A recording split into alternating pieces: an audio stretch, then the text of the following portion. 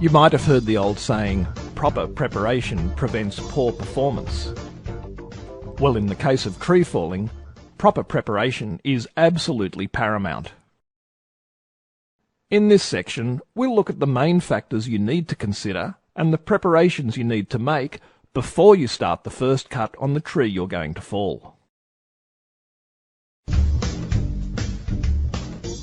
When you're thinking about which direction to fall the tree in, one of the biggest influences on your decision will be the tree's natural lean, that is, its deviation from plumb or 90 degrees to a level line.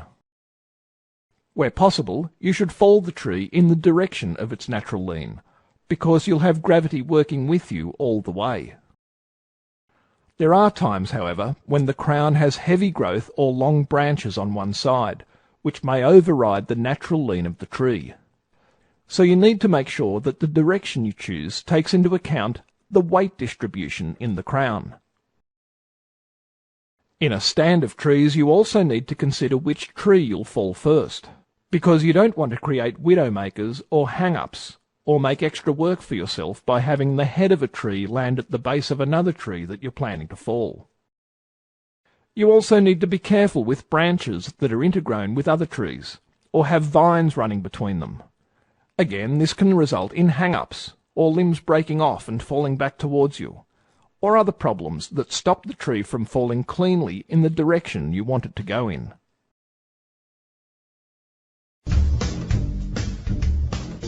Check the tree for defects before you start cutting. Look for external scars, cracks, dead wood in the crown, widowmakers, burnt sections, insect nests, or other types of damage. To check for internal decay, sound the tree with the sharp edge of your axe, or make a vertical bore cut with your chainsaw. Remember that some species are prone to defects in the heart, such as pipes. Be very careful in gusty conditions, or if strong winds have been forecast. Keep in mind that the wind velocity is always less at ground level than up in the crown, and a gust can be strong enough to blow a tree off course if it catches the branches at a critical moment. Never work within the drop zone of a widowmaker or hanging limb.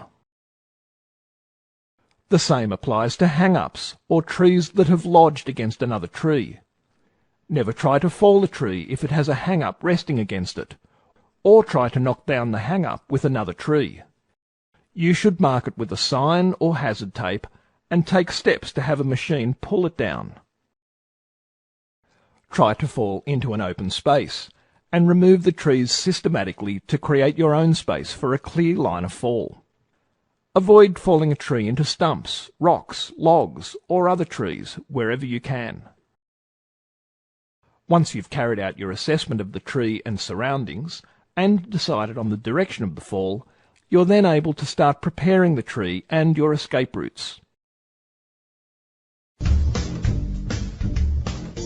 The first step in preparing the tree is to clean around the base for at least a metre, to give yourself room to work. You also need to remove any saplings along the falling line that might throw material back towards you when the tree hits them. Any limbs or logs that are in front of the tree and extend back towards your escape routes should also be removed or cut through, so they don't flick up if the tree lands on them.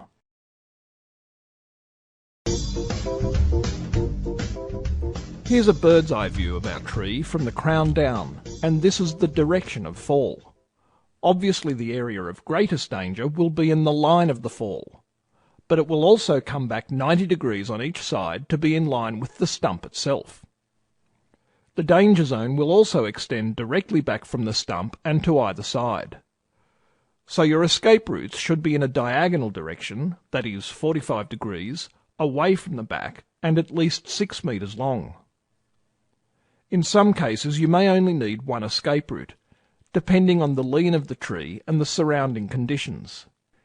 Let's look at the reasons why you need to be well clear of the area extending backwards from the stump.